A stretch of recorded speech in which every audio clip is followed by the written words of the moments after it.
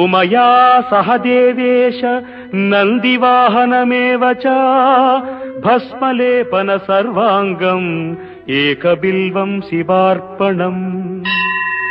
सालग्रामेषु विप्राणाम् तटाकम् दशकूपयो यज्ञकोटिसहस्रश्च एकबिल्वम् शिवार्पणम् दन्तिकोटिसहस्रेषु अश्वमेधशतक्रतौ कोटिकन्या महादानम् एकबिल्वम् शिवार्पणम् बिल्वानाम् दर्शनम् पुण्यम् स्पर्शनम् पापनाशनम् अघोरपापसंहारम् एकबिल्वम् शिवार्पणम् सहस्रवेदपाठेषु ब्रह्मस्थापनमुच्यते अनेकव्रतकोटीनाम् एकबिल्वम् शिवार्पणम् अन्नदा